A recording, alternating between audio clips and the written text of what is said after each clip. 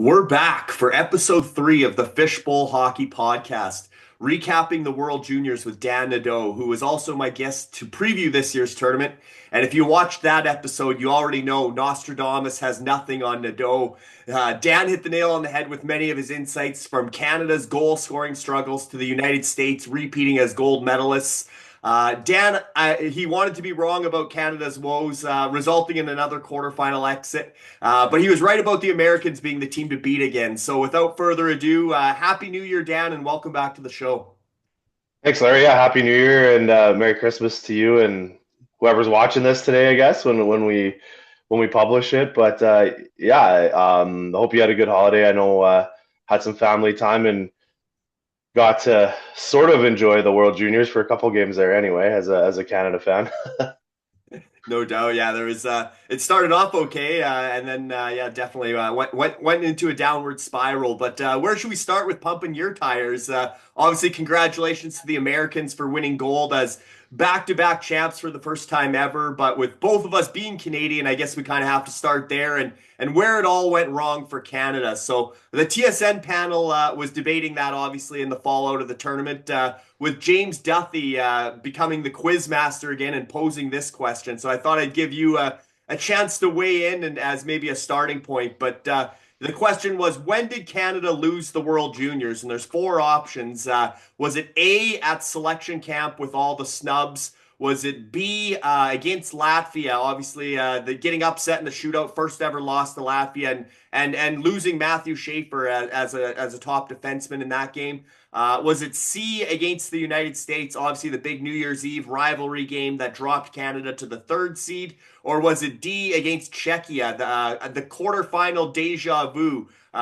Repeat result of last year, and obviously you told us to watch out for Czechia. You were high on Czechia coming into the tournament again, but those are kind of the four options: selection camp, Latvia, USA, or Czechia.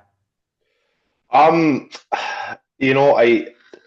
I guess the easy answer would be the selection camp and realizing that we left a lot of goals at home, if you will. But at the end of the day, you still have to go play the games. And I really think the loss to Latvia is probably what put this team into a bit of a tailspin. I think, looking at them canceling practices, looking at the coaching staff, like just some of the line combinations and some of the stuff they were going for with this group, you could just tell that they went from like having a little bit of confidence coming out of that Finland game and taking a good Finland team. Obviously, they got the silver medal this year and beating them 4-0, and then they turn around and they lose to Latvia. And yeah, it was in a shootout and it could have gone either way. But I think that really put a sense of panic into that locker room and into the staff around them that, oh man, like this isn't good. And rather than chalking it up as, hey, could have gone either way, they started to make some decisions that were really questionable that I don't think they could ever really truly like rebound from. Especially when you get into do or die situations like in a quarterfinal against a strong team like Czechia. Yeah, I think, whether it's panic or self-doubt or just, again, coming off a high from Finland and then having that setback, I think, when you look at that poll, all of the above should be an option. Like I said, started at selection camp. Latvia was the first blow of the tournament, and the hits kept coming against USA and Czechia.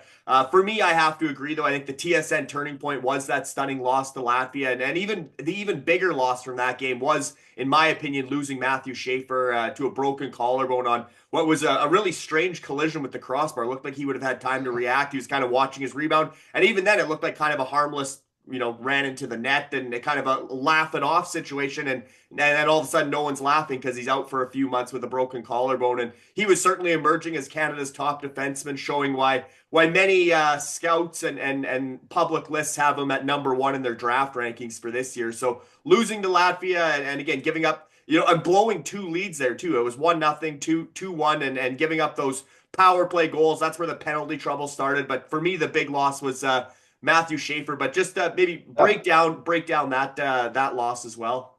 Yeah, I mean, anytime you lose your best defenseman, at any point, whether it's a tournament, in season, in a game, whatever, those are big minutes and big shoes to fill. This isn't a knock on Schaefer because I love the kid. I got to watch him for a while, like when I lived in Ontario, and everything about his game. But like losing a double underage defenseman at this tournament shouldn't put a team into the tailspin that it kind of put our Canadian guys into a little bit, right? Uh, Again, yeah, he was our best defenseman. It was pretty clear through the first sort of game and a half that he played for us that um, our offense was going to go through him, and him getting the puck up to the three or four forwards that can score that we had on our roster, right, in that event. And so, like losing him, you lose a clean breakout almost every time you touch the puck type defenseman, whether it was a pass or a rush. You you know you ended up having to kind of shove Bonk into the power play quarterback, which obviously didn't work well through 2 games, and then they moved him into a bumper position that he's a little more familiar with, and power play finally scored a goal. But yeah, like I don't know, like the Schaefer injury hurt, but I think just the loss to Lapia, whether he was in the game or not, was probably more of the defining factor where you saw some of the chinks in the armor, so to speak, that other well coached teams, Germany took them for a bit, right? That they kind of saw the chinks and they were able to expose some of our issues through this roster, right? It maybe got goalied a little bit by Latvia. Obviously, 8 rounds in the shootout. The amount of talent Canada had to go 0 for 8 in a shootout is surprising in itself. But when you look at the end result and the fact Canada only played 5 games at the tournament, maybe the two stats that stand out the most to me are 13 goals and 113 penalty minutes. Canada was shorthanded 27 times, took 34 minors. That was 7 more penalties than any other team through the quarters. And obviously the debate then becomes discipline versus officiating. Bad penalties or bad calls. I don't know where you want to weigh in on that, but obviously that the lack of goal scoring, 13 goals, and the excessive amount of penalty minutes with 113 in only 5 games.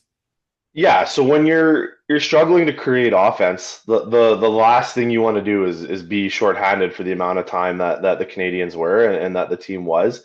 Um, so yeah, let's start with the offense. I mean, we said it before the show. We left a lot of goals on the couch, eating turkey dinners with their families this year, and so we kind of touched on it, like Carter George and Ivan Kovic and Bjarnson, whoever was going to be the goalie was going to need to keep most of these games to 2 and under to give this team a chance. There just wasn't, we weren't going to win a 6-5 game. It just wasn't going to happen for Canada. And so, you know, we always want to sit there as Canadians and rip on the refs when we go to international tournaments. I know I'm no stranger to that. Guys that have coached with me in some international events know I can get on them a little bit too. But at the same time, I thought that the line didn't move that much throughout the tournament. There were bad calls for sure. They were going both ways, but as a elite athlete, you've got to sit there and the coaching staff has to go like, hey, like these are penalties now. The 5 minute against Baudouin in the I guess in the quarters is the only one that really stands out to me where I was like, they got this completely wrong. The rest of it was like, hey, at the international level, like, yeah, like that's a board. If you're 2-3 feet off the wall and you finish your check in a I don't want to say violent manner, but like you don't really slow down to finish it, you're gonna get a boarding call there. And to not kind of change your game to maybe less of a bump on that guy. And I get it, we want to play physical hockey. We're Canada, that's what we're known for. But it comes down to the players being able to adapt to that and overcome that and not take the 10-foot runs at guys and stuff. And so a little bit of bad officiating maybe cost us against Czechia with that major. But then a lack of discipline too. Like was it Gibson that took the one there late in the game? I mean, no reason to make that play. Doesn't have to, right? It's not in a part of the game or a part of the ice where he has to go make that play. And so it's on the players to have some awareness and maturity to know where the line's been all year or all year, all tournament from the refs and toe that line where we're still playing that Canadian physical game, but we're not stepping over where we're giving these IIHF refs the opportunity to make those calls against us either. Absolutely. Some great points there. Like I said, the line didn't move much as far as the standard of officiating, and the IIHF rule book, that international rule book, hasn't changed in a lot of years. But like I said, I think at the same time, Canada likes to set the tone. The kids on this year's roster weren't even born yet when Jordan Tutu was running around as a wrecking ball in the World Juniors, or guys like Steve Downey that brought all that energy for Canada. And you had that one player that was, throwing those Bodan hits on every shift and really getting the other team back on their heels. But like I said, this year, those calls were getting made consistently, and Canada was on the wrong end of a lot of them. So the one thing about a lot of those tournaments when like Tutu and Upshaw and those boys were coming through, and we were kind of that team that everybody was scared to play because you knew you were going to leave with bumps and bruises, was we had a lot more CHL officials in those games, kind of calling the double IHF rulebook, but also still being a CHL ref and having those standards and those lines. As we've noticed in the tournament progressing, whether it's in Canada or Europe or US or wherever, I mean, you look at the referees that they're getting now in the last 5 or 6 years, and there's a lot more European influence, right? So they're calling that tighter European double IHF game. So it's changed for us in the standard of where the officials are coming. There's still CHL refs that do those games too, don't get me wrong, but there's less of them, and there's more European sort of flavor, if you will, in the officiating of the games, and that's up to us as coaches when we're coaching these teams to help these young athletes kind of know where that line is. I feel so. Yeah, no, for sure, and we can debate whether Peter Sikora was playing soccer or hockey on the Bodan fallout. But you touched we'll get to that, but you touched a little bit on goaltending and how Canada was gonna, the goaltenders were gonna have to step up, and I'd say it was mostly good or solid from Carter George and even Jack Ivankovic. I mean, hard luck loser in that Latvia shootout. He made some amazing saves there, but obviously couldn't hold the lead in the third period. But he's going to be a bright part of the future. Carter George also eligible to come back next year. You got Joshua Ravensbergen, who's going to be part of next year's team, likely probably the best goaltending Canada has ever had at that tournament, well, minus Carey Price and some of the studs. But goaltending, it looks to be in good hands and was, like I said, mostly solid for this year, but couldn't steal a game. Like we, tied in the third period against both USA and Czechia. 2 leads in the third period against Latvia. The goaltenders couldn't hold the fort. Including Carter George after shutting out Finland and Germany in his first 2 starts. He wasn't as strong in those pressure games. I don't know where you want to go with the goaltending, but I don't think you can blame the goalies, but certainly they didn't steal a game either. No, and I don't think I think George was our best player after Schaefer got hurt. I think he had to be, and he was. Schaefer probably would have been my pick had he continued what he was doing through the tournament. But yeah, Carter George was our best player. You got to be excited as a Canadian about what the roster, could look like potentially next year. We can get into that a little bit later, but I thought Carter George was our best player. I know there were some late leads that kind of slipped away on us and evaporated, but from a perspective of well, yeah, if you're always defending and you're always in your zone, the dam's gonna break. And George had to be basically on post to post, moving, focused, doing things. Never really got that 20, 30-second rest of getting the puck out and Canada having sustained offensive pressure in those third periods when teams started to roll on us and push back. And mentally and physically, he Dave Cameron said something about tired players. And I don't want to dig on the players too hard because I don't think that any of them didn't give everything they had to the Maple Leaf, but the only guy that probably could have claimed fatigue was George. I mean, that kid had to be down in his goalie stance for 45 of 60 minutes basically because teams were just hemming us in. Yeah, for sure. And it's funny you say that because I was actually going to ask who was Canada's best player. The top 3 selected by the coaches were Carter George, Captain Braden Yeager, and defenseman Tanner Melendek. I think you can make a case for those 3. Like I said, certainly George, when you look at the tournament as a whole, statistically, 2 shutouts, nobody had stat lines like that. Leading scorers on this team, Dan, and you talk about lack of scoring, lack of production offensively. Easton Cowan and Braden Yeager tied for the team lead with 3 points in 5 games. Cowan had 1 goal. Yeager had no goals, just the 3 assists. They're tied for the team lead in points. 8 others had 2 points. But there were real no standouts, no heroes. Nobody really stepped up as an offensive leader. Gavin McKenna, a lot of talk about him in the pre-tournament. And again, you're not going to knock a double underager and a guy that's not even draft eligible till 2026. But Gavin McKenna scored the first goal of the tournament against Finland. Great goal. Everyone was excited. Look at the end result. That was his only point of the tournament. Gavin McKenna never got back on the score sheet after opening the scoring in the tournament. Surprisingly, no assists for him, even though he did stand out as a playmaker, a catalyst. He looked like he was buzzing out there. The other guy that maybe deserved some consideration for the top three is the guy with shares the same last name as you, but Bradley Nadeau. He was the only player on loan from pro this year. He came back from Carolina's AHL team. He had the big goals against USA and Czechia. He had both the third period equalizers. But those were his only points too. He had the two big goals, but those were his only points. So when you look at that as a whole, even defensively, there was aside from Schaefer in the game and a half, there was no defenseman who was like, wow, this guy's really setting the tone for Canada. Just tough to pick out a best player, I guess, beyond George. Yeah, and I mean, said I wouldn't rip on the players too much, and this isn't me coming at a player per se with what I'm about to say. It's more on the coaching staff, but Gavin McKenna's line mate was Pinelli, and never got taken off his line once. And I feel like Dave Cameron did that as like a way to be like, no, Pinelli should be here, and McKenna will help him get points, just to kind of get rid of that narrative, almost, if you will. And we want to take role players. Great, fine, that's awesome, but you can't have like two role players and a goal scorer on every line, and that's kind of what they tried to do, and it doesn't work. So they should have shook those lines up.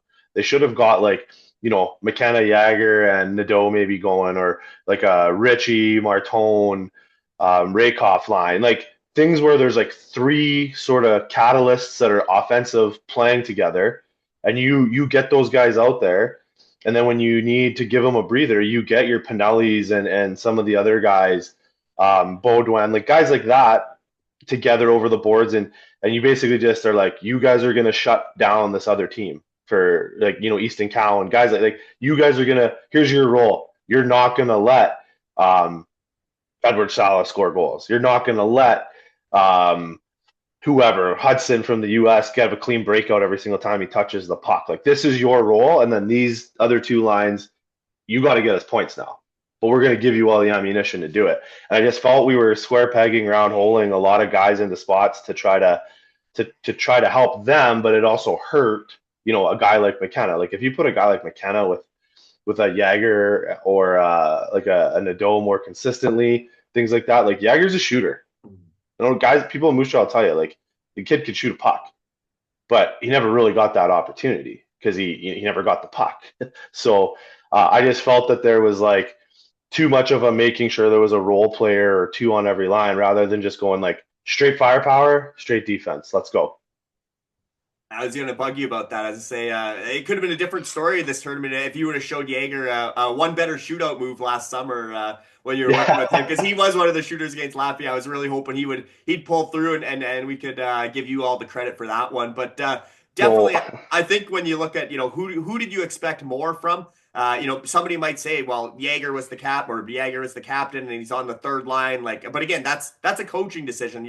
He could have definitely jumped up. I mean, imagine if you would have put him with McKenna and Berkeley Catton and had that all WHL. Even if you slid Jagger over to the wing as a shooter, I think he would have excelled on the wing. And there was just ways to get guys more opportunity, like I said, ways to get guys into maybe, or even have the lines have more distinct roles. Like I said, have a true shutdown checking line. Maybe have some of those guys like Baudouin. Again, we don't want to run around, but maybe have Baudouin, Gauthier, some of those guys as a real physical energy line. Have somebody that when they come over the boards, they know their job's to go bump into some of those star players on the other team and create some doubt for the opposition as well, some defined roles. But as far as who you expected more from. I think Easton Cowan was the guy that maybe it's because the tournament's in Ontario. He's the big Toronto Maple Leafs prospect, the London Knights star with a 56-game point streak in the OHL coming into the tournament. A lot of people thought he could have dominated or really been a go-to guy for Canada, and obviously maybe his penalties stood out more than his offense, or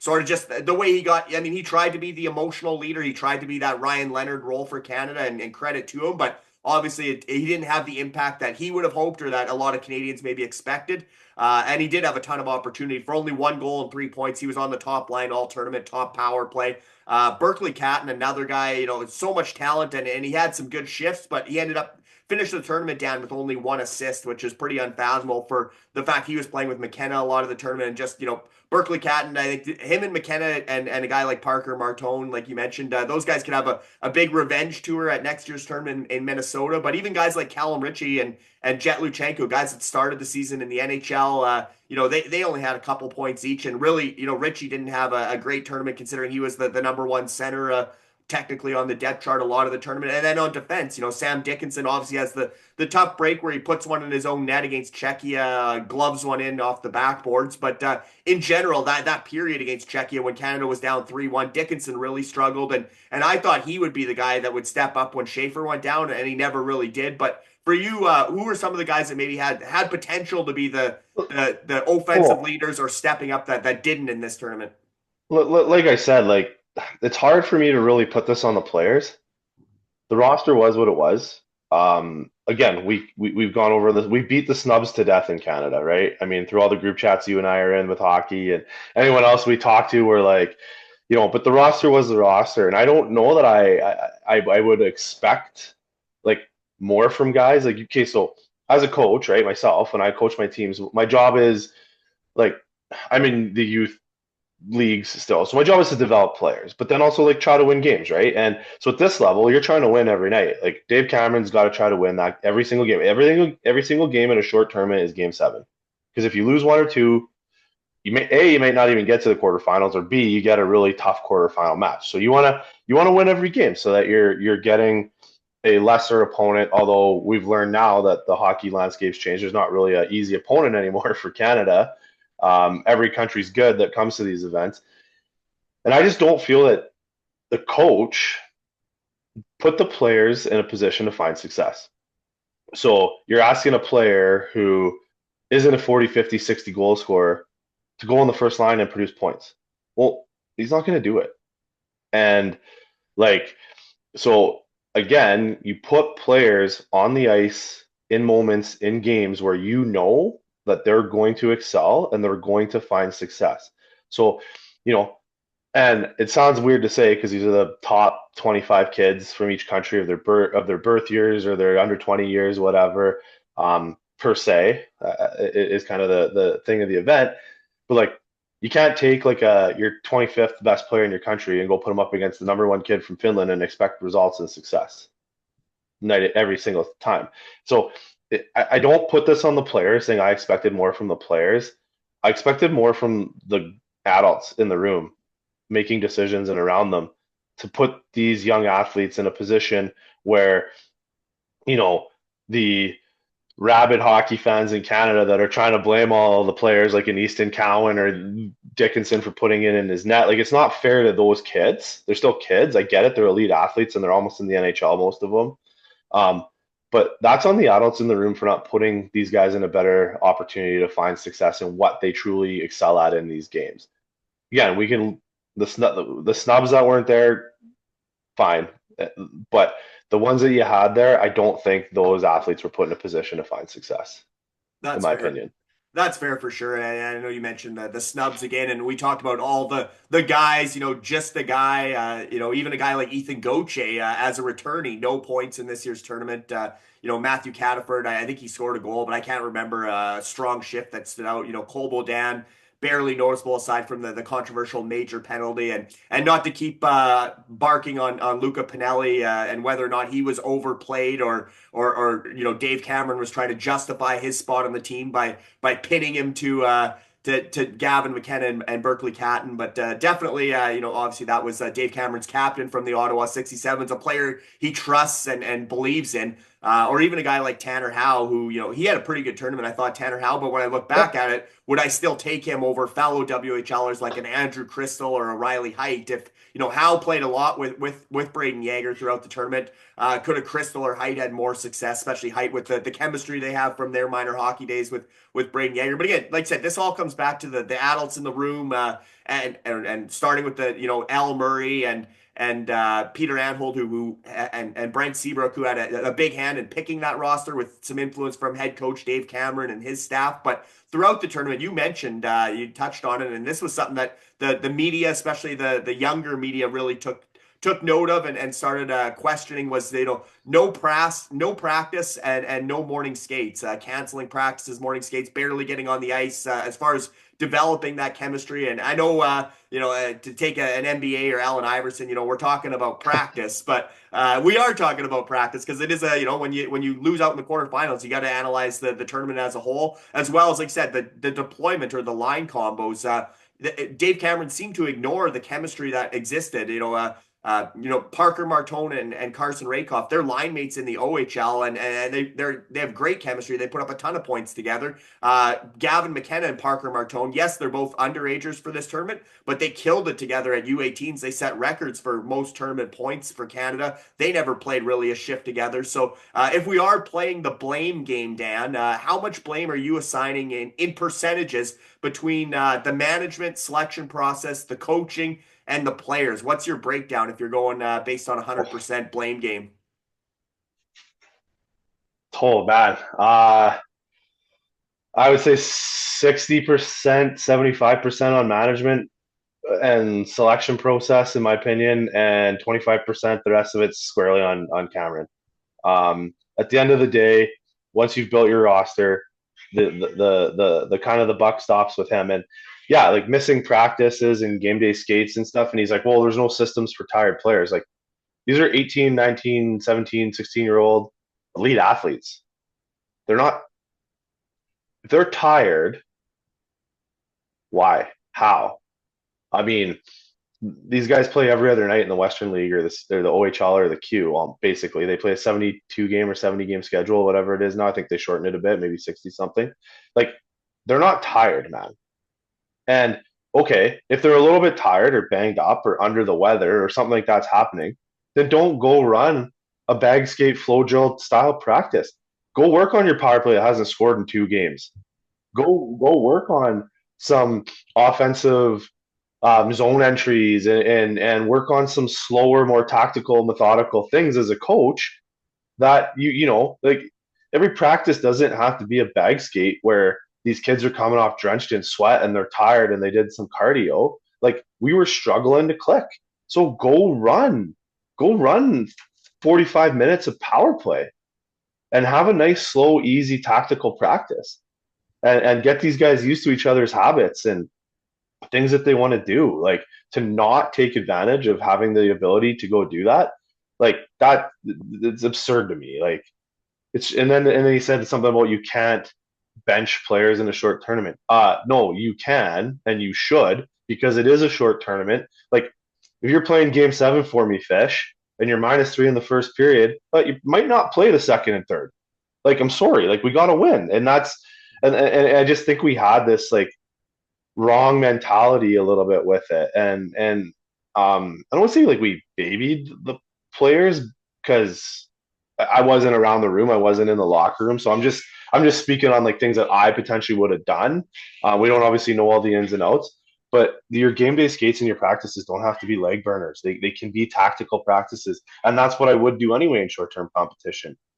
Just run some tactical practices to get the chemistry and get the guys flowing and get them comfortable with each other and make sure the vibes are high every day heading into a game, rather than I don't know what they did on their off day, but like, did you sit around? If they were sitting around a hotel all day, well, yeah, well, no crap, they weren't ready to go at 7 p.m. that night in Ottawa.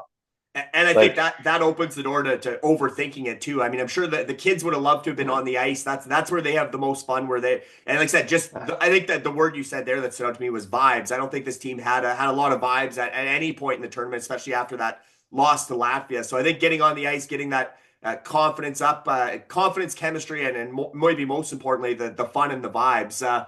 Obviously, I think when I look at the breakdown, I start before the tournament starts, and then everybody always says Canada could send two gold medal contending teams or two medal contending teams to every tournament. So I wonder, even with the selections that were made, is that enough talent on paper to have been a gold medal team? I think you almost have to still say yes. So then I think some of the blame does shift to coaching and deployment. So for me, I think we can, between management, selection process, and coaching, I think they can share that blame kind of 45%, 45%, takes you to 90. Maybe we'll put 10% on the players for the lack of discipline, but I think it does come down, I think, split almost equally between management and coaching. And you look on the other side, I mean, we've spent most of this podcast talking about Canada, but we gotta rip through some of the other countries. Yeah, Maybe we'll do a part two today too, because obviously we got a lot to cover still. But for sure, man. look at the American side, and David Carl, such an impressive young coach, 35 years old. Dan, he's won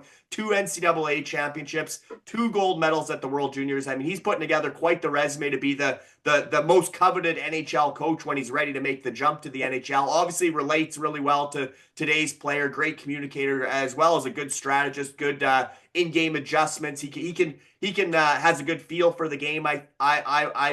I think that about David Carl. I'm a big fan of his. And then that comes to the question: does Canada need to go young or younger, at least with next year's coaching staff? I mean, there's candidates out there. Chris Millette, somebody I know really well. I've got to know, I think he came to Kelowna, I want to say in 2012 as an assistant coach on Ryan Huska and then Dan Lambert's staff. But Mally's been here for a long time. He's had experience with obviously McKenna and Martone and the guys at the Halinka, the under 18. He was just the head coach at the CHL versus USA Prospects Challenge. I think, he's kind of been groomed for this and the Kelowna Rockets have the Memorial Cup next season. They're the host of the CHL's national championship. So I think Chris Millette seems like the next man up for Canada as far as the challenge to lead this team back to a medal and preferably gold next year in Minnesota. I know another name that's been thrown out there who's had a lot of success, who's the same age as Dave Cameron, same age as my dad, is Gardner McDougall, who's obviously a U Sports or CIS legend in Canada, but also having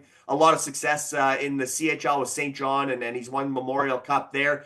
Those two names are maybe prominent, but you probably know some other candidates, or where would you go with this coaching looking ahead to next year? Yeah, I don't know. I don't necessarily know that younger always means like better for this new generation. At the end of the day, the guy could be 85. It's about who's going to be able to communicate to the new generation and understand how they communicate and what they do. Because a lot of times, growing up, and I know growing up, we'd have coaches and we'd ask why, and the answer was always, well, because I'm the coach, right? You can't do that anymore. These kids are smarter. They're more educated. They have the internet. They can look up everything. They can check stats. They can watch video. The elite ones do. They know everybody. They know who they're playing against. They know things. So when a kid asks why, like you gotta tell them. You have to explain it. And I think obviously Mally there has had some success at the international level. Gardner McDougall is like probably one of the most underrated. I don't want to say unrecognized anymore because people know who he is, but probably one of the more underrated coaches. I mean, college kids aren't much older than junior kids, and he ran an absolute gauntlet of an organization in the team at UNB, and that comes down to his ability to recruit and communicate and really, if you're going to recruit a guy to play for you for 4 years at school, they're going to have to love you. So clearly the guys loved him, and clearly he knew how to communicate to the new generation, and he probably started much like some of the old guys and then realized, man, I have to change to get these kids to come to me, and he did that. And I haven't really looked at his record in Moncton, so I don't know how well he's doing right now there. I'm just going to assume well, because the guy just seems to know exactly the right things to say at the right times to kind of get teams going. So, between Mallett or McDougall, I think there's some good guys there. You can look through some of the other CHL leagues. One of the things that was thrown around that I thought was interesting, and I think something Canada really needs to look at now, especially with the new CHL rules with players being able to go to college. Why not have a Canadian national team development program and have full-time Team Canada coaches? That's all they do, right? it obviously is working for the US. And part of the reason we weren't doing it here in Canada is we didn't want to steal maybe 30 of the best players away from sort of the CHL teams to allow them to still have those high end draft picks come through their system, and get those first round draft pick money, I guess, if you will. At the end of the day, that's what it's all about, right? Into those CHL teams to help them. But now with the new rules with the NCAA and players going there, I think it would be something Canada needs to look at to run a U17 and U18 national team development program out of Calgary, where Hockey Canada is at WinSport. Have the U17s maybe play in the AJ, and have the U18s play in the Western League, like a schedule in the Western League to get some games in when they're not going to the international tournaments. Like, I mean, that's part of the reason why the U.S. does so well too at these events is at U17, U18, their teams are going to the four nations. They're going to the whatever events overseas. They have already played like 40 international games before they even get into a Halinka or a World Junior, right? And our guys' first taste of true international IIHF competition, where they're not going on a select team, if you will, to an event that's outside of the scope of Hockey Canada or IIHF. They're not getting anything until the Halinka, or maybe that U18 one in the spring that the IIHF does. That's outside of the sort of the Hockey Canada thing. So maybe we need to look at how we develop our athletes here in Canada a little differently. Imagine getting the top 25, 30 players from those birth years centralized and competing with each other every day and developing. And I love the I don't know. idea. I love the idea of potentially having, like I said, the U18s play as a schedule in the Western League, and the the U17s play in one of the midget leagues, or U18 Well, leagues. the 17s can play in Or, the AJ, man. right, yeah. If you've got the 25 best uh 2010s or whatever in the country, they can play a junior A schedule. They'll be fine. Yeah, they'll give up size to some teams, but their skill and their IQ and all that will overtake that. And it's set up so well, like you said, in Calgary with the Olympic Training Center there, and the Wind Center. I think it makes a ton of sense. And this isn't that unprecedented. The Canadian women's national team, the women's team has played in a men's league in that U18 Alberta Midget League traditionally, but we've had national teams play based out of Calgary all year long, and train and play in leagues. So I think that just the thought of it, as soon as you said that, with the U under 18 team playing in the WHL, and the U17 team playing in the AJHL, I think that's a great idea. And I do think to some degree, I think Canada has to go back to the drawing board coming out of this tournament, and how can we elevate to get on the level of the Americans, because the US seems to be becoming the number one hockey nation right now, and a big part of that is the familiarity, the chemistry, even the pride in the flag, because they wear that flag all year long. But I think on the ice, in the dressing room, they always have a leg up at the start of the tournament, be it the under 20 or the under 18s, because a lot of these kids, obviously at the U20 level, they're playing for different colleges and stuff. They're coming Yeah, together, but they did play together at U17, U18. It's not, like I said, they've got 100 games under their belt as teammates, line mates coming into this tournament in years past, where a lot of the Canadians don't have that familiarity, and the ones that did never played together, shockingly, at this year's tournament. And again, maybe that's on Dave Cameron and Mike Johnston, who's a guy I've known well through Portland, who I think is a good offensive-minded coach, Mike Johnston. But for whatever reason, they couldn't push the buttons. They couldn't get the line combos to have Canada have success at this year's event. But it was a great tournament for everyone but Canada, with both medal games going to overtime, and bronze being decided by a shootout. Obviously, Czechia comes away with the bronze. USA wins gold, and Finland settles for silver. And I think, Dan, we'll take a quick break here. We'll regroup, and we'll be back to talk, put the spotlight on some of the other talent in the tournament. Obviously, a ton of future NHLers, and a lot of awesome hockey that we got to watch, but also the other countries who deserve some spotlight for their efforts in this tournament, including the medal winning nations. So hang tight. We'll be right back. everybody.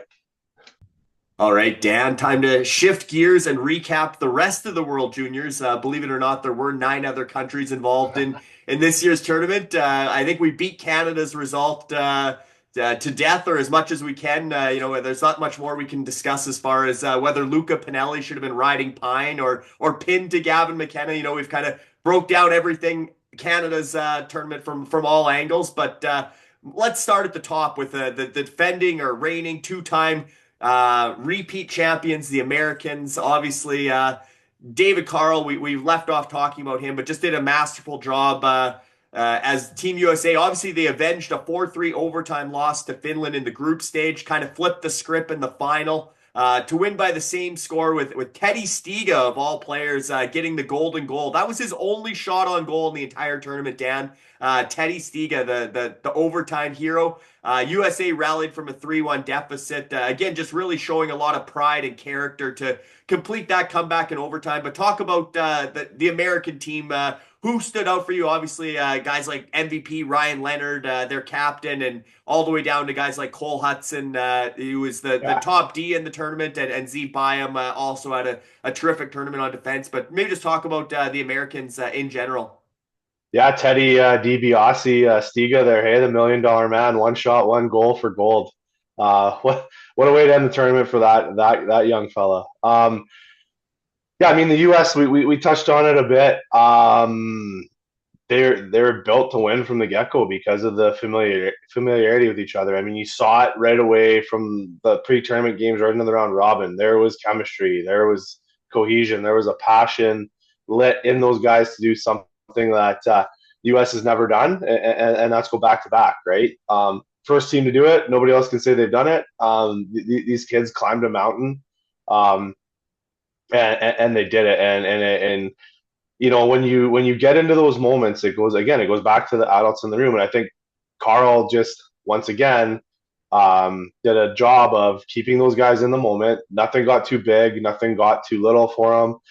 You know, they were down 3-1 and they rallied, and that's on the coaching staff, and that's on the guys that are pulling the strings, keeping those kids calm, not letting them panic, not letting them you know, kind of go, oh, here we go again, like Finland's gonna beat us, right? And then a lot of that too is on the leadership group. I'm a firm believer that player led teams win, and so clearly the captains and the assistant captains and anybody else that was potentially on that leadership group within that locker room, we're doing a really good job of holding it together at the seams when you kind of felt the bow might break for them there when they were down 3-1.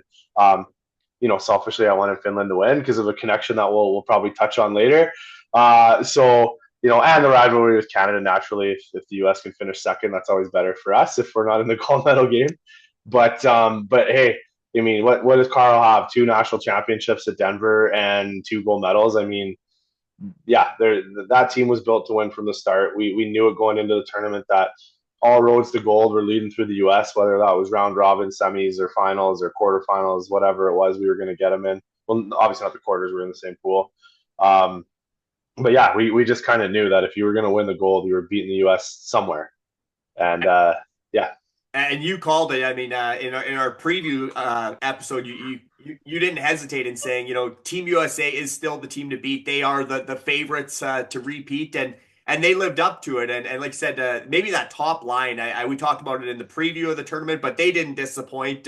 Just a dynamic and dynamite trio, all from Boston College. Again, you got the familiarity there, but the captain, Ryan Leonard, big time prospect for the Washington Capitals. Gabe Perreault, going to be a bright spot for the New York Rangers in the years to come. And obviously James Higgins, who, you know, was kind of up in the air as to the first overall debate. We'll get to that as well. But a prospect for this year's NHL draft, and he's centering the top line for the U.S. And they lit this tournament up. Every game they were on the board. But the supporting cast was impressive too. You know, Cole Eiserman was sniping. Danny Nelson was stepping up, like Brock Nelson as far as international Americans. No relation there, but potential teammates with the Islanders in the years to come. Both Danny Nelson and Brock Nelson. Although Brock Nelson's out there in the trade rumors right now, and then guys like Trevor Connolly, Brody Zeimer, Oliver Moore, and like we said, a one shot, one goal. One-hit wonder, Teddy Stiga with the overtime winner to be the world junior hero. But I think they had the most scoring depth, the most firepower by far in this tournament, Team USA. But then it goes back to what we were talking about earlier with the Canada lineup. I mean, if you put some lines together that are getting points and they're doing what they need to do, it takes a lot of the pressure off of that secondary unit where they can play a little more free.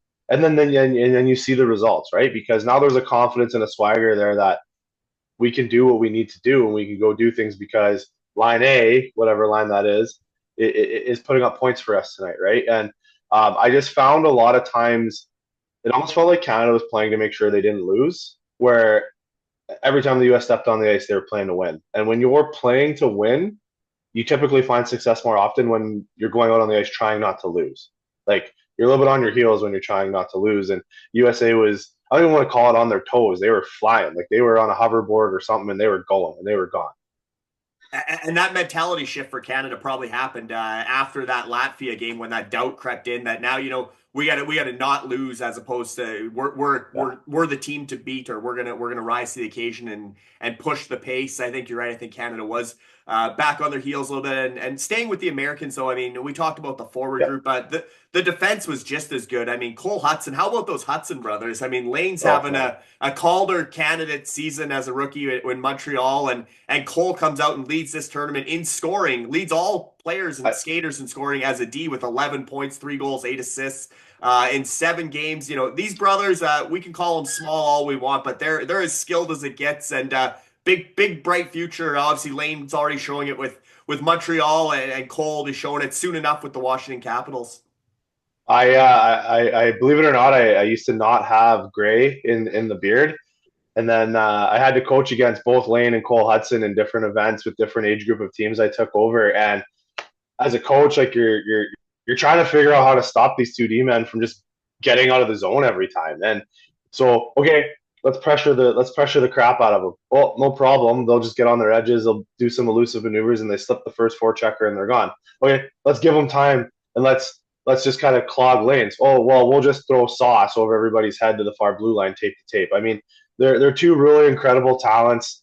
They're really nice kids. They're they got a good family. I got to know the dad a tiny bit at the events and stuff. Like they're competitors. They got a chip. They play hard. They play the game the right way. And even when they're small in stature, they play like they're 6'8". And yeah, I mean, now there are people who are like debating is Cole better than Lane, and I'm like, oh, I think they're pretty equal. And uh, wait a year, and Cole Hudson's giving Ovi breakout passes to keep breaking records. I mean, it's gonna be wild.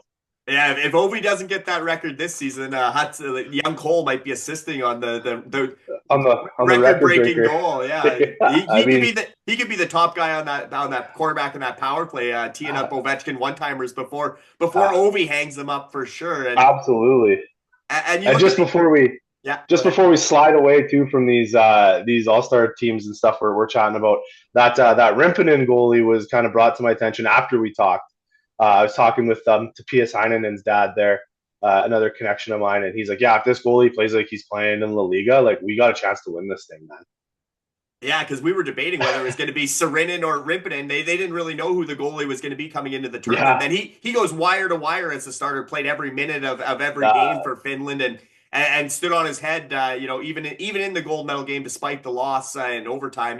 Definitely Petteri Rimpinen, well deserving of the top goaltender for this tournament. The absolutely. top D debate, and we'll talk a little bit more about the goalies and his rivals or competition. But staying with the D. Obviously, Zeev Byam, you talked about throwing those sauces. That assist on the overtime goal to Teddy Stiga was a beauty, and he was in the conversation. He stepped up big time in the gold medal game. I think he assisted on the tying goal and the winning goal, but he's going to be a stud for the Minnesota Wild in the years to come. And the guy who back to back All Star team at the World Juniors. And I believe he was named the top D actually. So repeat top Yeah, D was Axel Sandin Palika. Who was right behind Lane Hudson as far as scoring goes. He was in a group tied with 10 points for second overall tournament, scoring 4 goals, 6 assists. He had a beauty shootout goal in the bronze loss. But he's another guy that's looking like a bright spot for, you put him and Mo Seider together in Detroit. That they're going to be a lot of fun to watch, and have him teeing up a guy like Lucas Raymond in the years to come. And obviously they got Simon Edvinsson there as well. So lots of Swedes in Detroit. But yeah, Sandin Palika with Edvinsson or Seider is going to be a lot of fun to watch. yeah. I mean, if you're a Minnesota Wild fan right now, you've got to be excited. You got Byam coming. You got Kivi Haru coming. You already got Faber there. You got Spurgeon there. I mean, that back end in 3 or 4 years is gonna be insane. They might not even need a goalie. They could probably save on the cap there. I Yeah, mean, the puck's not going to spend a lot of time in their zone. Zeev Byam's just another talent. I'm a firm believer you build from the back end out. Obviously, when you have to do it, and stuff like that, and so yeah, I mean the D were kind of the class of the tournament. I think for all teams, right? It's unfortunate for Schaefer that he did get hurt because I think he could have been in the talk because I think had he been in the lineup, Canada maybe gets out of the quarters and into the semis, and then you're looking at can we get him into an all-star event, like what I mean, and stuff, because he was definitely on pace to keep pace with all those guys, right? As an '07. But yeah, there were I think the D were kind of the talk of the tournament for every single team. It didn't matter. Any of the teams that were in contention, they had 3 or 4 D that, like, if they were on the ice, it was really, really tough for the team to even sustain any type of zone pressure. yeah, there's going to be a lot of top four stud defensemen coming out that starred in this tournament that'll be in the NHL. Yeah. You were talking about how good Minnesota's going to be. They also just acquired David Jiricek as another top 10 pick from Columbus. So they got him, Byam, Zeev Byam, and like I said, they already have Faber and Aaron Kiviharju could be this as he self-proclaimed steal of the draft, but he looked like it captaining Finland, and we'll get more to Aaron in a second, but. And obviously, Jursek's little brother was one of the better top pairing D for Czechia as well.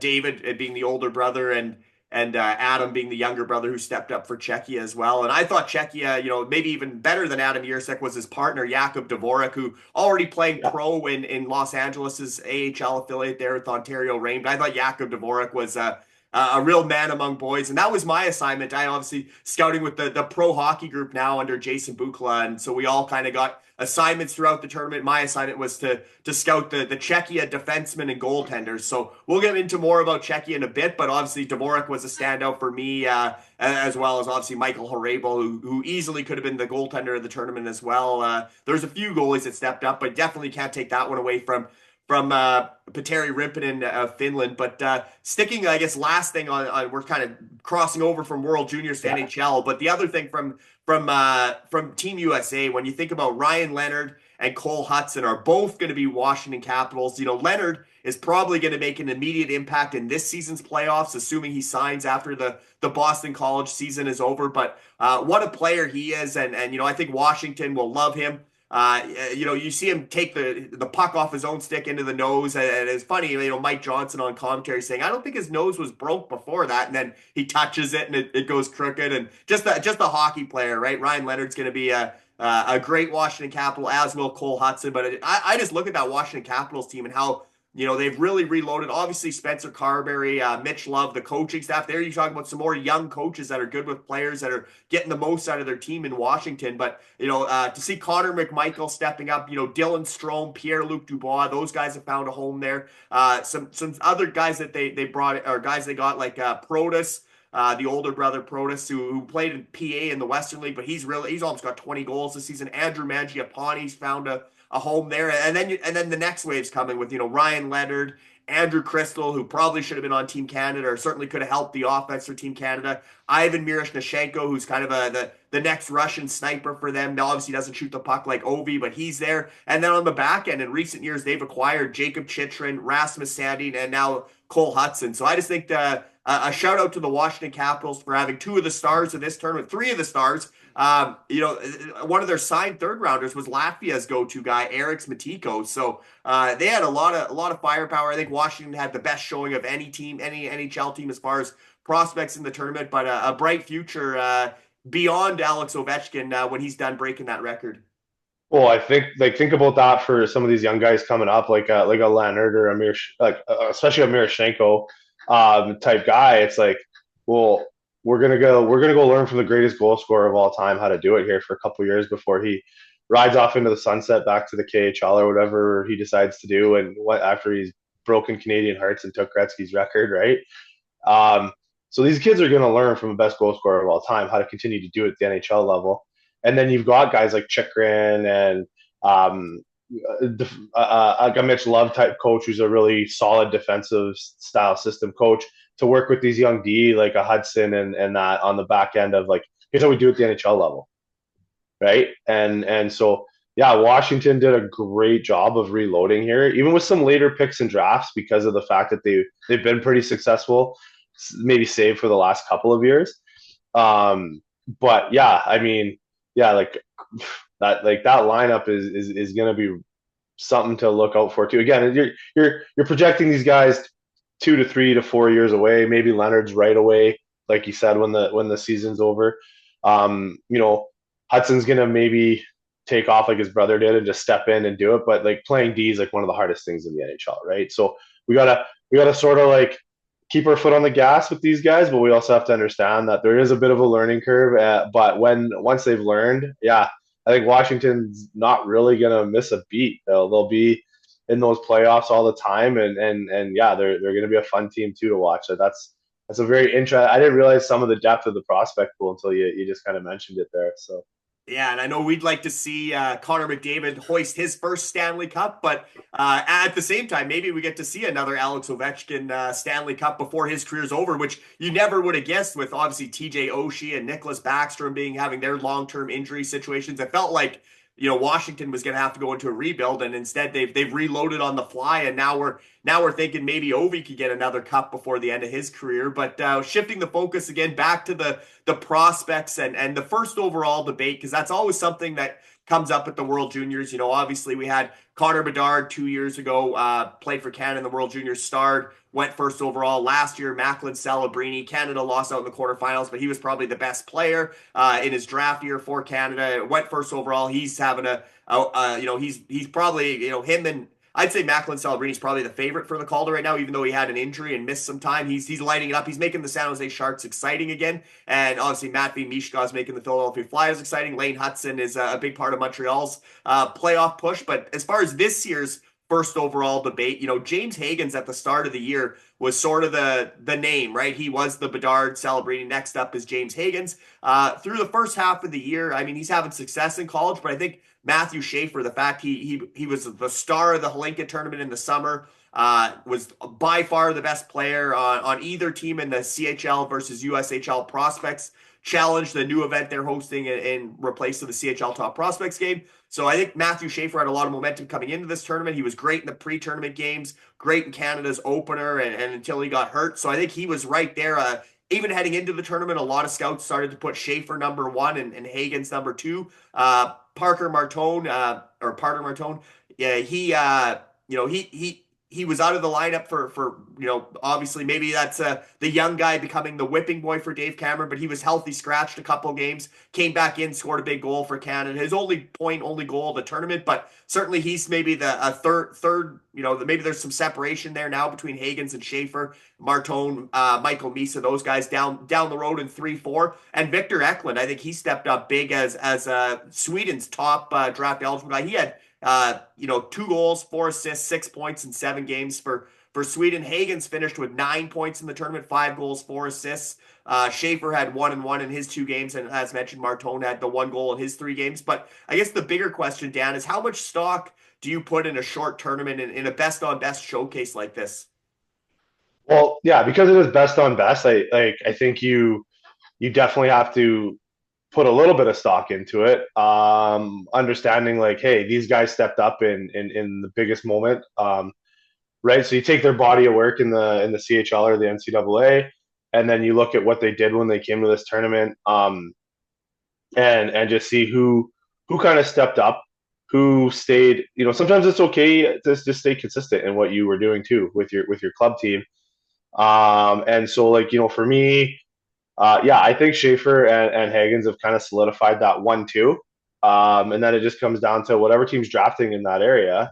Um, you know, what are they looking for? It'd be hard for me as an NHL GM, no matter what, to really say no to a franchise changing D man.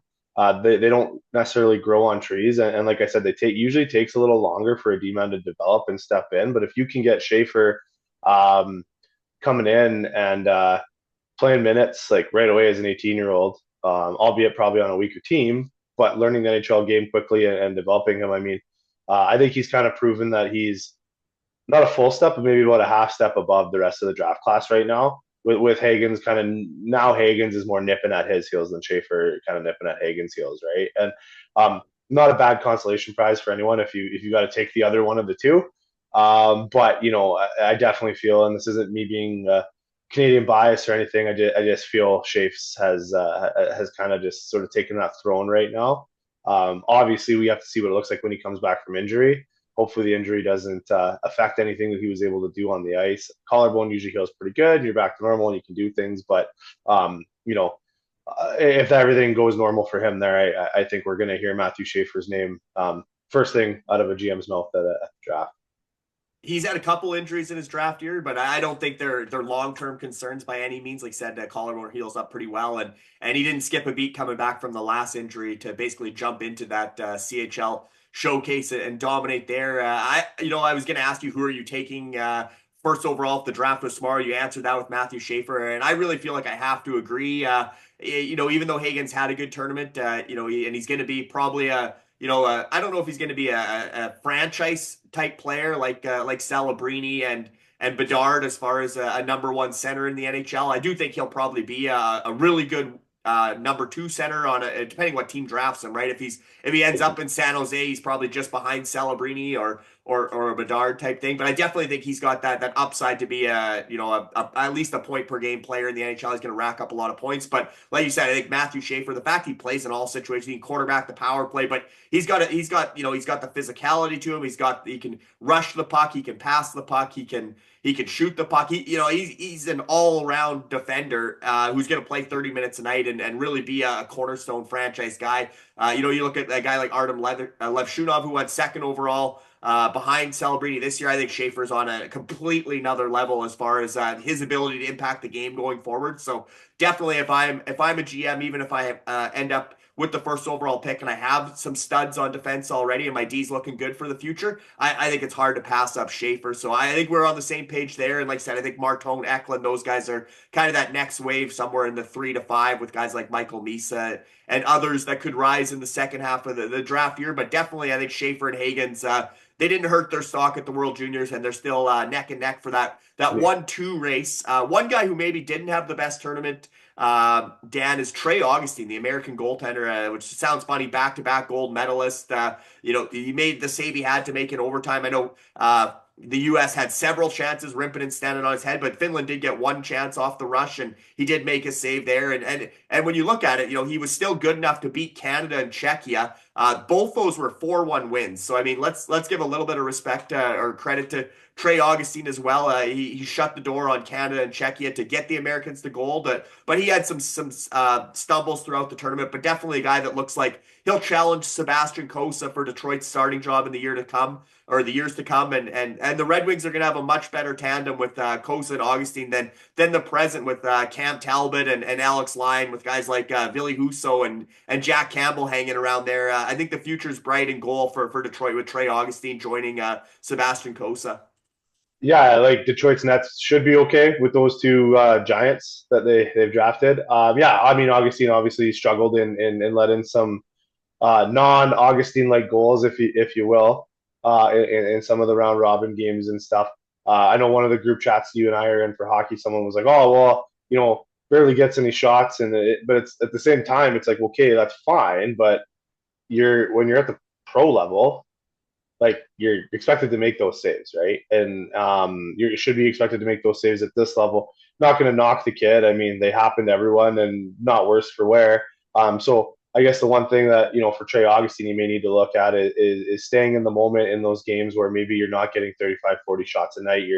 You're in that 12 to 20 range, and then be ready for kind of anything, shots from anywhere. I think a couple kind of surprised them. I think he thought they maybe were looking for like a little better play, and then the puck just ends up on net, and he's like, "Holy crap!" And it's too late; it's in the net, right? So, for sure. And I think heading into the tournament, he would have been the favorite for top goaltender. Everyone thought Trey Augustine was going to be a dominant piece to the Americans repeating Oh, as gold medalists. But when you look at it, he probably wasn't in top three in as far as voting goes for the top goaltender. Petteri Rimpinen obviously gets the honor for Finland, ahead of Michael Hrabal from Czechia, and maybe the feel good story of the tournament, Lainerts Feldbergs from Latvia. I'd say those were the top three goaltenders in the tournament. Feldberg obviously stole that game from Canada, was amazing in the shootout, but he was good all along the way. I mean, he kept Sweden to I think three, or kept another game to 3-2.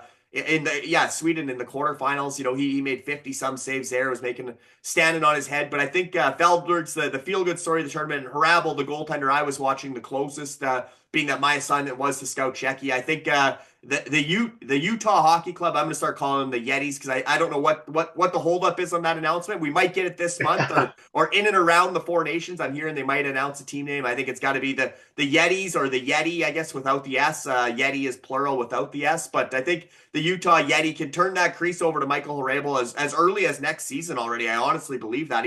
He's so big, so mature, plays such a positionally sound, but yet just I just watch him and I see an elite NHL starting goaltender there. And I say elite, I think he has the potential to be a top 10, if not top 5 goaltender in the NHL. I know Connor Ingram's been hurt a lot this year. Karel Vejmelka's a pending unrestricted free agent, might be moving on from Utah, could be a goalie that moves at the trade deadline. I think it's paved the way that crease is going to belong to Michael Hrabal, and he's going to be a big part of an exciting young Utah team with Logan Cooley, Dylan Gunther, everybody else that's coming for Utah. I think the Yetis are going to be a playoff team before long in Utah, and I think Michael Hrabal is going to be the backbone of that team in goal. But maybe just talk briefly about the goaltending, and then we'll rapid fire through the other teams in the tournament just to wrap things up. yeah. So I think for Rabel there, he probably would have been the goalie of the tournament had the Czechs got through the gold. Then you're having a little bit different conversation between him and Rimpinen. I think Rimpinen leading his team through to the gold medal, especially beating their big time rival Sweden, things like that. I think that just gave him the edge against Rabel. But yeah, I mean, everything you're saying is right. Let's hope Feldbergs wasn't just a one tournament guy, because what an exciting story. And let's hope that keeps translating for that young man, because just to see the excitement on him when they beat Canada, and his kind of his composure and his demeanor through the interviews and through the tournament. I mean, it's hard not to root for a kid like that to take that next step and be a good pro and be a starter, and it'll be fun to watch. So like that's the sort of my take. You're an ex goalie, so you probably know a little more than me, but I just think if it wasn't for Rimpinen getting through to the goal, I think Rabel probably had the goalie tournament locked up until Finland won that semifinal game.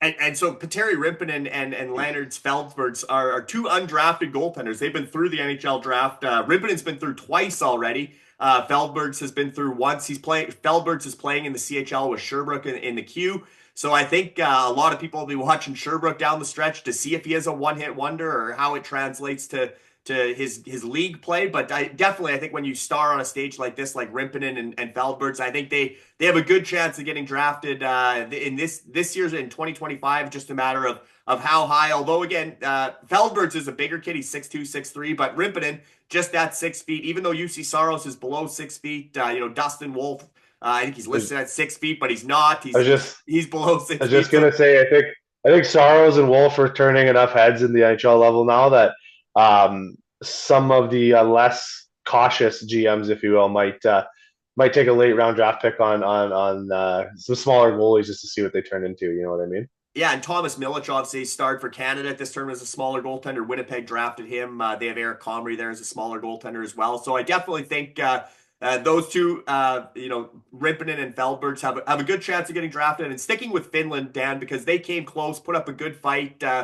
Started off the tournament with the 4-0 loss to Canada, and then went on a roll and beat the U.S. in overtime in the group stage, and had good showings in the quarterfinals and the semifinals to get to gold. Won that big Nordic rivalry, Finland-Sweden. They came out on top there, and I know you were rooting for Finland. You have a personal relationship with their captain, Aaron Kiviharju, who led by example and had a strong showing as their top D. But maybe talk a little bit about Aaron and Finland, and then we'll get into the rest of the roster real quick here too. Yeah, I mean, I actually was texting with Aaron a little bit here today before he takes off back to Finland to finish the year in Helsinki there and play um, in La Liga there. Yeah, Aaron's just a good kid, man, and he's steady as he goes. I love watching him at the draft go up to Garen and just say, "Hey, I'm going to be the biggest steal of the draft," and bet on himself, and that's the confidence that you want in a captain and in a leader, right? And you could see like Finland kind of lost to Canada. I felt that that wasn't Finland's best game. I don't know that they were quite ready for the tournament in that one. They got a little bit of a slow start. I think the coach was still trying to figure out where to slot in some guys because a kid like Topias Heinonen, I don't even think was in the lineup that night, Right. right? Yeah. And the Topias Heinenen's another fellow I know, and him and his dad. His dad actually sent me a picture this morning of him and Topias with the silver medal and stuff before they take off. So, I think the coach was still trying to figure out what he had and a couple guys in that game, and then that's why you kind of saw Canada beat them sort of 4-0, and then all of Canada's going, well, we could beat Finland 4-0, like we're pretty good, right? I just don't think we got Finland at their best that night. And for us, it's lucky we did because we could have ended up in a much worse place in the group stage if we got Finland a little later in the tournament, right? So yeah, that team. I mean, there's a lot of for a small little country, Finland and Sweden. Like maybe we fly there and figure out what they're doing to develop hockey players because they have like less people that live in their country than that live in like Calgary, Alberta, and they're putting out talent every year. It's incredible what those two countries are doing. Yeah, I looked that up actually. Less than 2 million people total in Finland. To see the success they've had at this tournament, they're going to have, a good group at the Four Nations. And year over year, it's just such a gritty, good brand of hockey. They're a fun team to watch. And even though they did blow the 3-1 lead in the gold medal game, they also rallied several times throughout the tournament. It's an easy team to cheer for, especially when you have a rooting interest with somebody you've been around in the hockey world, and Aaron Kiviharju. And good to see him have especially being their captain as an underager, as an 06, he could captain that team again next season when they're What? probably going to be they might be one of the favorites for gold next year, and he comes back and to see that year over year growth. But that team as a whole, Jesse Kiskinen, Jesse Kiskinen, Yeah, yeah, see, yeah. yeah, scored goals in 6 straight games. He's a wings prospect, but he was drafted by Nashville, and he was actually acquired in a trade for Canadian defenseman Andrew Gibson. So that was kind of at the time they were late round picks, kind of an under the radar trade, but both of them had pretty significant roles in this tournament, Kiskinen and Andrew Gibson. And then when I look at that Finland roster, all the H's up front, Helenius, Halttunen, Hemming, and Heinonen. I mean, those four were hard to shut down. And then also guys like Tuomas Juronen had a big tournament. Jesse Nurmi, Rasmus Kupalainen. I mean, I think that Finland team, full marks for silver. Like I said, maybe they didn't get off to the best start against Canada, but definitely came on strong throughout the tournament, and they were one shot away from winning gold as well. So and again, a lot of those guys are eligible to be returnees. So Finland's success in the present and potentially a bright future at this tournament as well. Yeah, I mean, I think we're just as a hockey fan, yeah, we want Canada to win, but the growth of the game worldwide is wicked to see. It's great for the game. It's going to lead to better, more exciting hockey in the NHL level in the years to come. And yeah, it's this tournament's fun because you get these guys that come out of nowhere, like the goalie out of Latvia and stuff. That all of a sudden it's like you see him in the NHL a couple years, and I think that's the most fun part about the World Juniors is we have the guys we know about because they're high prospects, and then you get like the Kiskanens and the Heinenens and the Urinens and the Nurmies and stuff where it's like they go on center stage and they do what they do back home in La Liga. Well, I guess Haltonen's in the O, but and you're like, holy crap, like the game's in really good hands. Like if this is the talent we're going to get to watch and for the next decade in the NHL, like you've got to be excited as a hockey fan. For sure. And let's give credit to Czechia as well. I mean, obviously sorry, from a Canada's perspective, it's a tough loss, but Czechia won that game. Let's give credit to them, and they went all the way, winning the bronze medal in a shootout. Their captain Edouard Chalet, the shootout hero, scored twice in the tiebreaker for the win. We already talked about Michael Harabel, who, like I said, has NHL starter written all over him as a goaltender, and a guy that I'm very familiar with here in Kelowna, Jakob Stansel. He plays for the Kelowna Rockets in the Western League.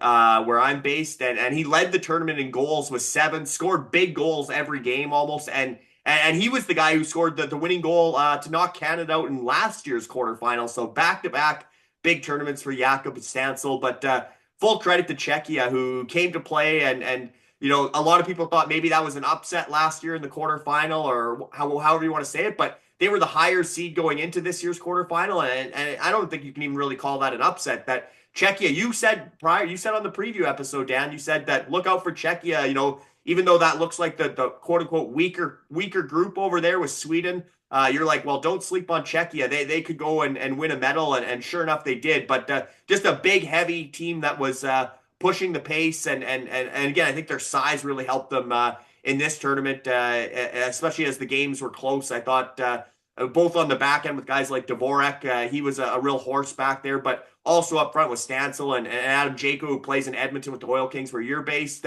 There's a lot of talent on that team. Yeah, I mean, again, they come in, they do a job, they know they didn't play outside of their structure. They're very organized in everything that they did, and and then you get Stancil, who plays in North America, used to North American ice, and was able to kind of expose some weaknesses on some teams and have 7 goals in the tournament, right? And so then Peter Sikora became public enemy number 1. Every time number 17 for Czechia touched the puck, he obviously was the player that took the big hit from Kolbodan. A bit of a cell job, it looked like. He definitely took a shoulder peek at the ref to make sure the hand was up, and then stayed down soccer style to make sure it turned into a major. Whereas Berkeley Catton got hit in very similar fashion in the neutral zone in that game as well, and he popped right back up, and obviously just a minor penalty there. So the Canadian fans, I don't think there was a louder cheer in the entire tournament than when Peter Sikora tried a one-handed shootout move on his attempt and failed, missed the net, and definitely the crowd exploded. So they were giving him the gears every time he touched the puck. But obviously, we're dating ourselves a little bit, but we remember Peter Sikora, that spelled his last name with a Y, former Oiler for a bit, but obviously a big part of those New Jersey Devils Stanley Cup winning teams some 20 years ago. But no relation here. But this Peter Sikora, I think I want to say he's a Washington Capitals prospect too, potentially, but definitely a guy that had a good tournament and looked good, but became public enemy number 1. Yeah, it was kind of funny to listen to the crowd give it to him. I mean, as Canadians, we're like, don't stay down on the ice, right? Yeah. But you can't fault the guy for getting this team a 5-minute power play either in a crucial game. Like, no, exactly. You don't love it. I don't like it. But you look at the game within the game, and you're like, good move, kid. yeah, exactly. In hindsight, Sweden, same old story. Group stage success, no medal to show for it. Like we said, excuse me, Latvia became kind of the feel-good story of this year's tournament, and just in general, Dan. As we turn the page and start looking ahead to next year's tournament, just some we only got a minute left here, so a final thought. But I'm choking up over here, but. Canada should be better in 2026. Are you ready to call them the favorite for gold in Minnesota, or can US three-peat at home for a final thought? I would say that if we make the right roster decisions, we should be a favorite for gold. Now, that's not up to us and how they make those decisions and what they do, but you look at what's coming up and what's there and what could come back, right? We definitely should have a better tournament. The problem is we kind of dropped the ball this year, and we're kind of in the group of death, if you will, next year. So that's going to be again, we should have a much better team. We should medal. Hopefully it's gold. We want that. That's why I got the gold Maple Leaf on today. I'm trying to force. Apologies for the technical difficulties there, Dan. You were just discussing whether or not Canada's the favorite for gold at next year's tournament in Minnesota. You said you're wearing the gold Maple Leaf today, and I'll let you take it away from there. Yeah, I put the gold Maple Leaf on today, maybe hopefully to foreshadow and help the boys out in 2026 to bring home a gold out of Minnesota. Return the favor to the U.S. and go win a gold on their home soil. But like I was saying before the little interruption there, like kind of put ourselves in a little bit of a spicy pool next year, a little bit of the pool of death, because U.S. is going to be good, Sweden's going to be good, Canada's there, so the Swiss came a long way this year too. So. We've got to not look past that group stage, but I heavily expect that the roster makeup next year is going to be a lot different, and we're going to be able to medal, and we just hope it's the right color. I do think Canada will prioritize skill and bring the quote unquote best players, most talented players. There is potential for 9 returnees. We can run through that list quick. Berkeley Catton, obviously a top 10 pick for Seattle.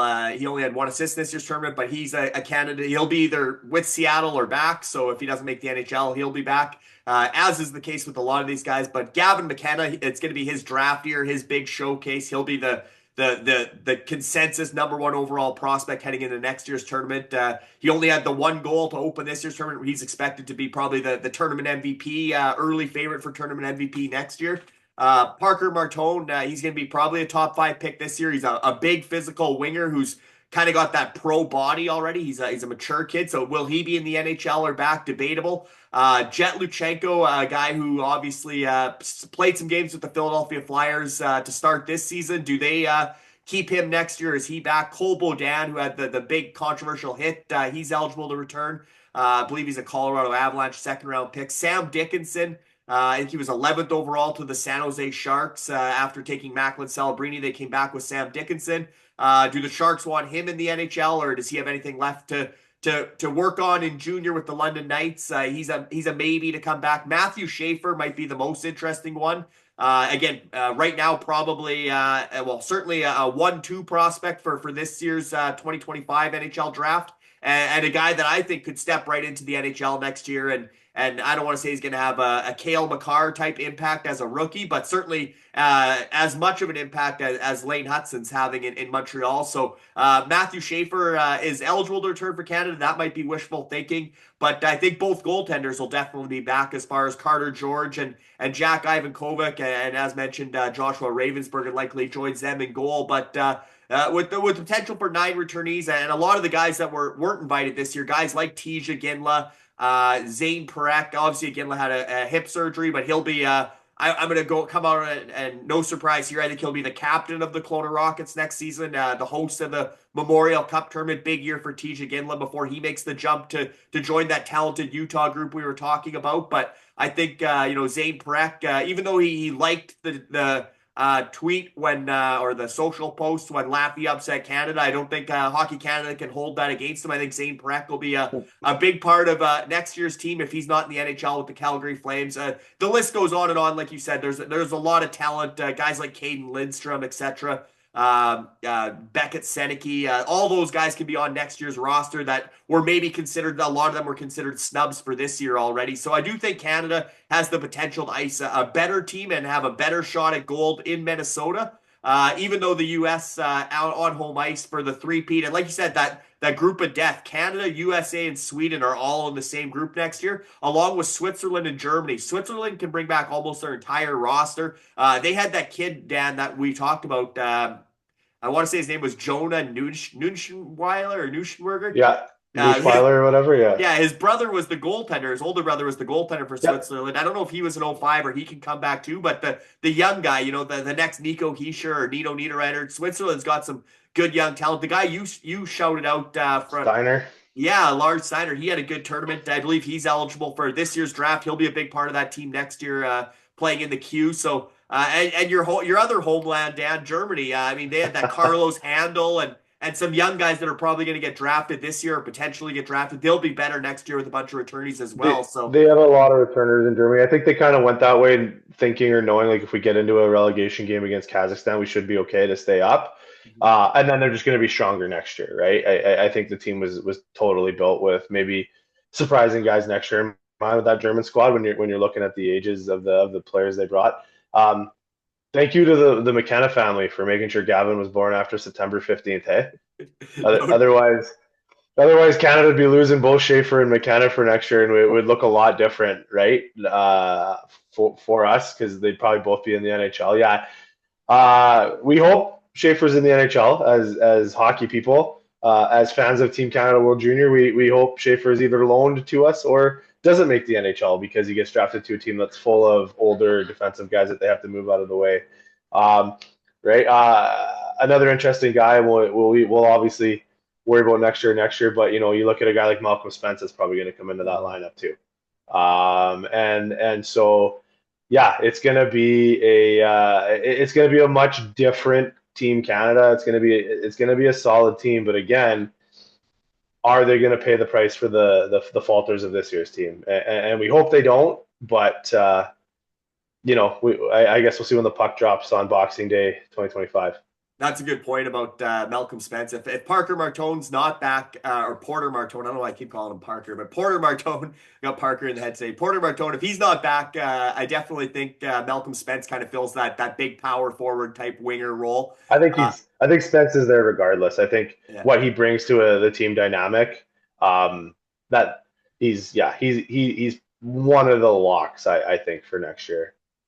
For sure. And that they've had success together, that group coming up. They've won back-to-back, I think, Kalinkas and U18 golds. Yeah. And with Chris Millette, as mentioned, as the likely coach, the next coach in line for Team Canada. And I think, Dan, out of the entire show today, I think the point you made about the development, different approach to development in Canada, I think that stands out to me from this episode. And obviously the selection process, but the different approach to development. I don't know if that can happen overnight in time for next year's tournament.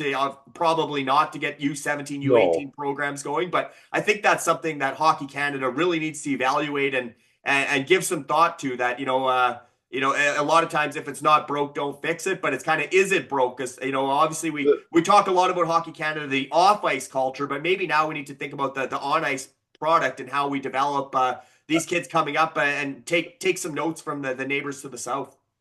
I think we've actually been a little bit broken in Canada for a while now, and that's probably a topic for another day, as we're running out of time here on the Zoom calls and stuff. But I just think it's been broken for a while now, but we've been getting by on the fact that we have the most people everywhere playing hockey, until I think the US might be getting close to us now, or even maybe beating us for registrants in youth hockey and things like that. We've made the game unattainable in a lot of ways for families too, with the cost of it and stuff. Again, things that we can talk about, but I definitely think we've had this, like, well, we're Canada, we're hockey.